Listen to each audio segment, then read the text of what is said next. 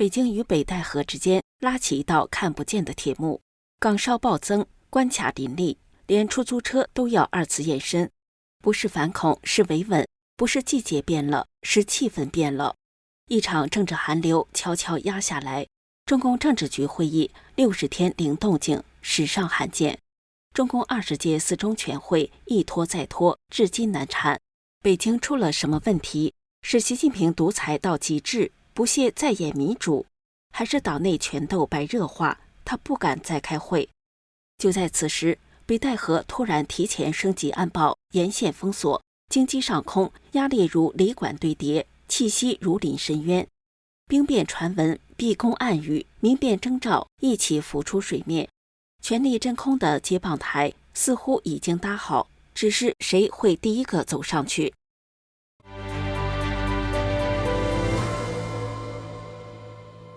您好，这里是希望世界要闻透视，我是王珍。自中共党魁习近平2012年上台后，每月一次的政治局会议是其标配。然而自4月政治局会议后，至今已有60天过去了。2个月期间，中共官媒没有发表任何关于该会议的报道。前中国法律人士杜文在精英论坛上表示，这是真正的大新闻，这是中共最重要的政治信号之一，北京一定是出大问题了。杜文分析说，这么长时间不开政治局会议，可能有2个原因，一种可能是不想开，就是习近平的独裁到了一个新高度了，所谓的核心自己就能够代替民主集中制了，因此不需要开了。第二种可能就是党内意见不统一，不敢开。杜文分析说，中共的党员早已民怨沸腾，可以说真的是恨透他了，全党都希望他下台，这是一个公开的秘密，他自己也清楚。所以说，不开政治局会议是为了避免有人在政治局会议上向习近平发难，因为这毕竟是攻击他的一个合法场合，为了消除这些隐患。不过习近平显然了解党内的民意，日前中共出台了最严苛的禁酒令，对自己人启动了饭局维稳，要求公务员、国企和事业单位全面禁酒，加码整肃饭局，对餐饮业造成很大冲击。大多观察人士认为，这是习当局害怕官员们聚在一起搞团团伙伙，另外也是为下半年的四中全会清场。截至目前，中共的20届四中全会已经拖延将近1年了，不过今年的北戴河会议似乎提前召开了。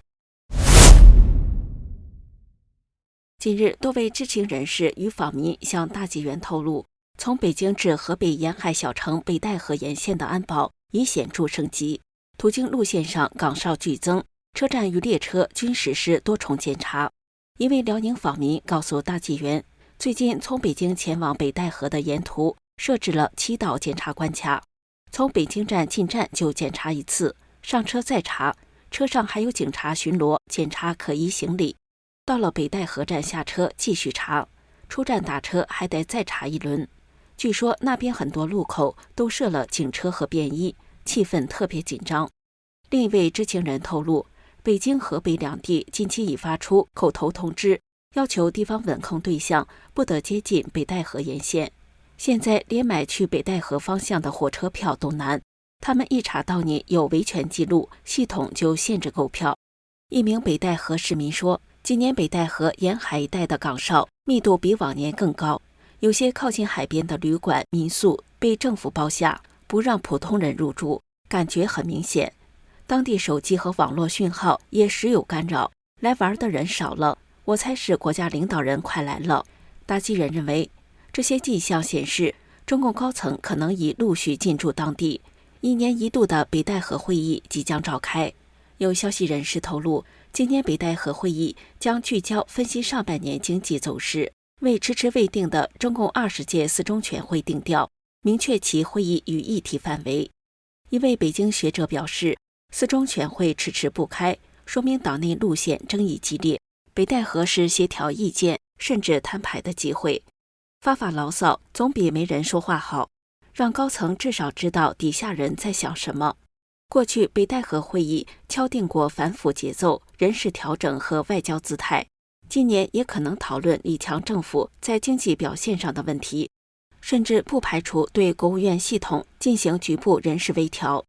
近期，中共高层出现种种异象，关于习近平已陷入空前执政危机的传闻甚嚣尘上。独立时评人杜正在上报撰文称，北京反习政治老人传来消息，要大家静待一下秋天有变，到10月可见眉目。一位已故退休高级军官之子说，最近北京官场一直很异常。杜正认为这2句话如同政治暗语，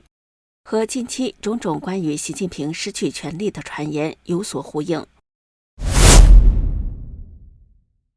当今中共政局处于大变前夜，无论政变、兵变、民变，都有暗流在涌动。不止中共官场处于政治高压之中，长期以来积累的民怨也达到了爆发的临界点。6月9号，500多名陕西访民发布致胡锦涛、汪洋的集体联名信，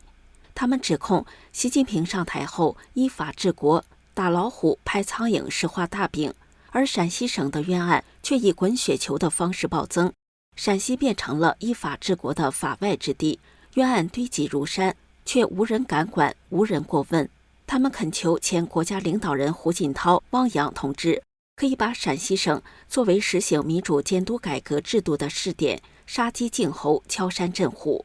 该联名信公开发表已经快20天了，目前还没有关于署名民众被抓的消息传出，这从另一个角度证实了习情况不妙的传闻。有公开挑战中共习当局的，就有暗搓搓指桑骂槐的。6月18号，一名抖音博主发影片介绍斩首行动，引来众多大陆网友的共鸣。影片弹幕被一片片的接字刷屏，显示中国民众急切盼望中共高层被斩首的意愿。其中一名网民在评论区贴出了中南海瀛台岛的坐标，正是习近平办公室所在地。不过杜正认为，真正能让当权者颤抖的是兵变。今年1月，杜正撰文称，在一些战区，有思想的基层军官和士兵在等待2个机会，欲效仿武昌起义，待机举事。一是中共武统台湾的非常时期，二是习近平突然离世，党内混乱之时。中共当局似乎也感受到了四面楚歌的困境，加强了维稳。据明报报道，自中共官宣阅兵信息后，北京城区2环内已经挂起了各立治安岗的旗子，身穿红马甲的大爷大妈已经开始上岗执勤了。一位大妈表示，阅兵期间2环内长安街沿线的居民都需要把靠长安街一侧的窗帘拉上。不止长安街，整个北京市2环区域内的街巷都会被严格管控。有东2环的居民表示，社区很早就对每个家庭成员做了统计，他们据此发放出入证，胡同口都是栅栏，还有武警，出入都得凭证。杜正认为，尽管习近平将在9月3号大阅兵，但这很难证实习近平现在的真实处境，到底还是原来外界眼中的毛泽东第2，亦或已沦为后期被邓小平架空的华国锋。这里是希望世界要闻透视，感谢您的陪伴与思考，请订阅、分享并打开小铃铛，一起在动荡中坚守真相，在黑暗中点燃希望。